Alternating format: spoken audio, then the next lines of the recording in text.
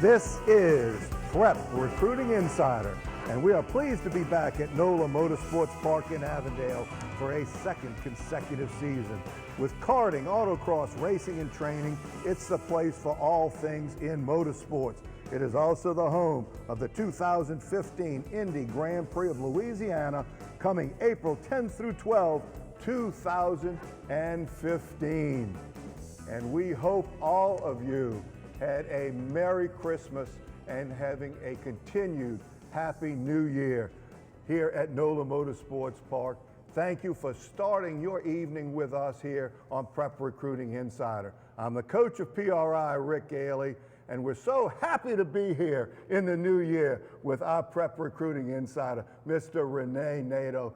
Renee, Happy New Year. Happy New Year, Rick, and what a show we have today. What kind of show do we have? I am glad you asked that. We're going to have a spectacular show with a splash of exquisite, and the most fastidious observer will be tuned into this show from start to finish. That is absolutely amazing, and I cannot wait to hear what's going on with this. And let's start with some news. First and foremost of all, it's a new year, it's a dead period, but there's plenty of news going around. First of all, Foster Moreau committed, tight end from Jesuit to LSU, but you have some news on his partner. Trey LaForge is a quarterback at a Jesuit, a state champion Jesuit Blue Jays, and he's had an offer from Cam Cameron as a preferred walk-on in football, and he's considering Georgetown in football as well. Trey is a dual sport athlete. He's also a great basketball player for the Blue Jays and looking at maybe playing basketball at Boston University or Millsaps or Southeastern Louisiana, or some choices he may have in basketball. So he's got some choices. He could either play football or basketball. Very impressive down the stretch, and he'll be a terrific quarterback for someone because he still has a lot of physical progress that he's going to be able to make. Next, Tyron Johnson of Warren Easton, the great wide receiver, also committed to LSU, but you have some news about his partner. Well, you know, the thing is that Arthur McGinnis is a guy who is a linebacker for, you see right there, Tyron Johnson, wearing number 3, thinks a lot of Odell Beckham. And he is the second time in a row that LSU got the #1 prospect in the state of Louisiana. And they got another good wide receiver, Tyron Johnson. Arthur McGinnis is a guy that, you know, it looked like it was a Texas A&M UCLA battle for him, and Oklahoma's kind of snuck into that right now. And he's a 6'3", 240-pound linebacker, played defensive tackle this year, but he's going to be a really, really solid linebacker at the next level. Great instincts, and once again knows how to find the football. Over at Destrehan, the Fighting Wildcats, and Kurt Merritt, you have some news on him.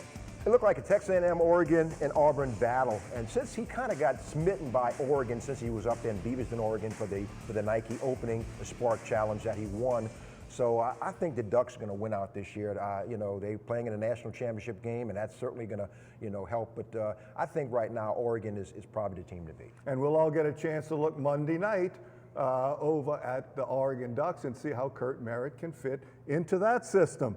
Also from Riverdale, Dante Jackson. Dante Jackson is another guy who's been on the show. All these guys who have been on the show. Dante Jackson at 10'4", 200, 4'2", 40. Looking at really close to the LSU and Georgia. And he's a guy that wants to get, even though he's a cornerback, he wants to get some touches on the offensive side of the ball. And those two schools are schools that he likes a lot, Rick, but they're going to give him a chance to get some touches on offense. He's visiting Georgia on the 16th of January, and he's going to make his decision on the 21st of January, or he may make his visit to LSU on the 23rd. But it's come down to Georgia or LSU, and I think either choice will be a good choice for him, but what an athlete he is. Absolutely. And speaking of Riverdale, we'll have legend Michael Tobias later on in the show as the Lamarck Legend of the Game. We're here at NOLA Motorsports Park, home of the exquisite, exciting Lamborghini Ferrari drives on the track. Go to nolamotor.com and find out about that specific event. We will be right back with athletes from East St. John right after this brief timeout.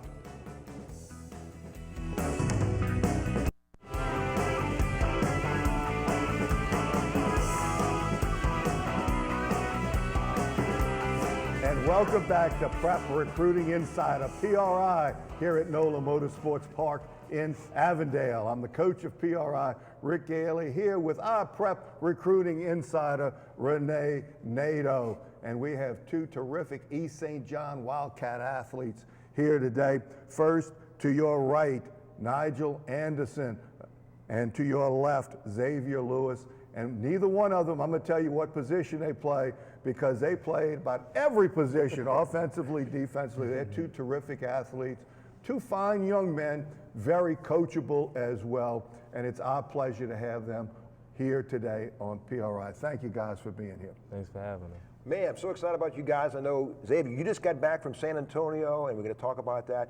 Nigel, first of all, you're committed to Tulane, and you played some linebacker earlier on, so you got that tough way about you. You can make tackles, but you also run the ball well between tackles. First of all, why Tulane? Why is it a good fit? And what was it about Tulane? Where else did you visit besides Tulane? I chose Tulane because of family reasons. Mm-hmm. And also, I can come on the team and make a big impact as a freshman. Now, what other schools did you look at before deciding on Tulane? LA Tech, East Carolina, Washington State, and etc. Okay. Xavier, you just got back from San Antonio, and first of all, you've committed to LSU, but tell us a little bit about what the experience was like last week, just a couple of days ago, in San Antonio. You had surrounded by a lot of talent. How was that? It was a great experience. I mean, it was a self-evaluation against the top receivers in the nation. I mean, I was battling a hamstring injury, so I really couldn't go all out how I wanted to. But I mean, I think I did good. I got some coaching up, and I used that to better my game. Now, you decided on the LSU Tigers. Tell us about what other schools you considered and why LSU, and it looks like a great fit right now, because it looks like there's some transition at a cornerback position. Why the Tigers? Because of the class that we're bringing in. I mean, we're building something special down there in Baton Rouge for the 2015 class, and I mean, it's a great fit. I love the coaches. Me and Coach Miles have a great relationship. Me and Coach Wilson got a great relationship, and I mean, it's special. And some of the schools that I was looking at, probably going to was Texas, Texas Tech, Texas A&M, and those schools like that. And I know Rick has some questions real quick. Since you're committed, are you becoming a recruiter now in the area for, telling your buddies, you got to come here with me? Kind of, sort of, but at the end of the day, guys are going to go wherever they want to, and wherever they feel is that their perfect fit. I mean, LSU is my perfect fit. It's not always another person's perfect fit. You got to do what's best for you. For maybe the first time or the last time in your life, you've got to think of yourself and what's best for you. That's an important choice. And both of y'all have selected great schools and had great opportunities. Now, I'm going to speak to you as a recruiting coach in this sense. I have one scholarship left. And I'm going to ask each one of you why you should be the one that I give the scholarship to. Not in competition with each other, but let me know what you bring to my school. Okay, Nigel, you first. If I have one scholarship left, why should I give it to you? Because every game I give my all, and I play with my heart, and I always play as a team. Because without a team, no such thing as football. Very good, excellent response. Xavier, why should I give you my scholarship to PRI University? When it comes down to leading the secondary, I'm pretty efficient at that. And I line people up on the defense for you, and if you need something done, I get it done for you. Now, Xavier, you played in the U.S. Army game, and that's something that's near and dear to your family, your mom being an Army veteran. Talk a little bit about how that was special to you. It was great because just seeing her smile and watching her watch me on the field. I mean, watching the glow in her eyes. I mean, it's just a accomplishment because I've been wanting this since I was young, and I just wanted to give back to her because she served 23 years in the military for me, so I can have everything I wanted. And I mean, I'm playing in the game, giving back to her, so paying my respects to her. Najee, I know your background, you're a power lifter, you're about a 480 squad, maybe a little heavier than that. How has that helped you in translating success on the football field? To keep running without stopping and to just get better at my position. I just got better at my position about just lifting and just, staying positive and just doing the right thing and standing in the weight room. How has that helped in conditioning-wise? Because, I mean, the weightlifting and all is not just getting strong, it's helped you condition too, hasn't it? Yeah, it helped me play offense and defense. It helped me just, help my team out and, do the best I could do. And how many positions did you play when you were in high school? Think it over. I know it's been both of y'all. It's been several positions. Nigel, you first. How many different positions did you play? Punter, kicker, running back, quarterback, wide receiver, linebacker. Yeah, that's about it. Wherever they needed you. That's really quite a wherever they needed resume. And Xavier, you played several positions as well. Yeah, I played punter sometimes, kickoff, return, kickoff, punt returner, quarterback, receiver, running back. Wherever they need me, I'll go. That's exactly right, and that gives you some versatility. And going forward, because I've always found it amazing, Renee, young men try to get themselves very often into one specific position until they're finished with college, and then they tell the NFL coaches, "I'll play anywhere, put me anywhere, I'll even go cover kicks." But y'all are doing that now. Right. Now, Najee Ward, number 2, Xavier, number 3. Do those numbers mean anything? And something Rick likes to ask, is there a favorite player growing up that you modeled? First of all, the jersey number, any special there? Nah, not really. I chose my number because I was really tired of my other number, but I wasn't really tired of it because that was my brother's number. My brother's number was 14, and I was representing his number by the strength of him. But my junior year, I decided like I should wear my own number and start my own thing and do my own thing and make this number, a good number and a number that somebody could remember. Oh, Nigel had this number. Nigel had this number. What about your favorite player? I'll give it to Darren McFadden. Okay. Xavier? The number thing, I don't see the special about it, but I just been wearing number 3 for a long time. But my favorite player is Patrick Peterson. Okay. That's some good examples, and both of them, when you get right down to it, got their education, and it's going to be important that you do that so that you can be what you want to be with the rest of your life. 2 terrific East St. John athletes, Nigel Anderson and Xavier Lewis. We're going to have 2 more Wildcat athletes coming up right after this timeout. PRI from NOLA Motorsports Park in Avondale.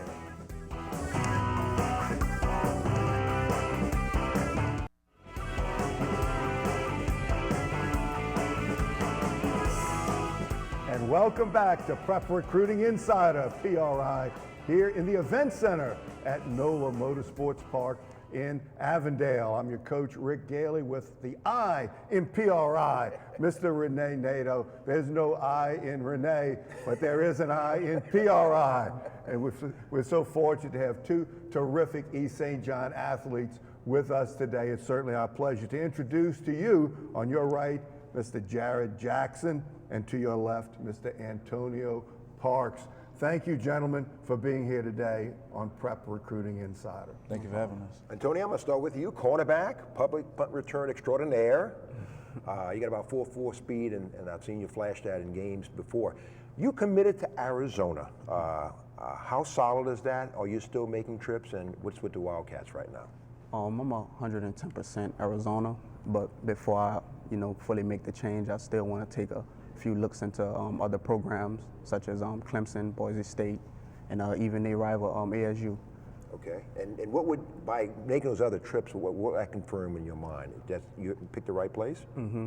Okay. Just a confirmation of that's where I'm headed. Okay, Jared, you're a wide receiver. Yes, sir. 4.5 speed. You're going to UL, but you may make some other trips as well. What's the status with the Raging Cajuns right now? My commitment pretty solid. I've been in love with the Raging Cajuns since I was in 10th grade.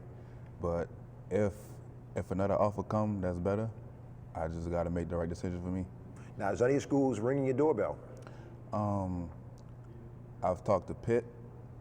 I hold offers from Wyoming, Appalachian State, and NIU. Okay. And it's part of the process, and what our fans need to understand is that the process forces athletes to make commitments early. They got to make sure they have something, but then they try to confirm those decisions. So that's why these two gentlemen, you see, made commitments, but they want to make sure by visiting other places that where they're going is absolutely right. Jared, first with you. Tell me why, if I had a single scholarship, what you have, what you bring to the table that would make me want to give you my scholarship. Well, to start off, I'm explosive. I have great hands, and I'm good in the classroom. So you wouldn't have to worry about selling your house. You know you picked the good one if you pick me. Because I want to keep my job. Right. And my wife wants me to keep my job. It's very important that we recruit really good people like that. That's beautiful. Go right ahead. Let us know, Antonio, why we need you at PRI University. Because at PRI University, I'm gonna be a great football player. I'm gonna be a great student. On the football team, I'm gonna bring a great player. Special teams, wherever you need me at, I could do it. Defense, I'm gonna be a great defensive player for you. And in the classroom, I'm gonna work real hard and study my books. Antonio, you as a cornerback, you read the receivers pretty well. You got good hips, transitions very well, good breaks on the ball. Are these things that you have worked on, or is this some of these things have kind of come naturally to you? It came natural. I had good coaches over time, but it kind of came natural. I was a receiver starting out, but coaches seen me playing on kickoff, and they said, we're gonna put you on defense at safety.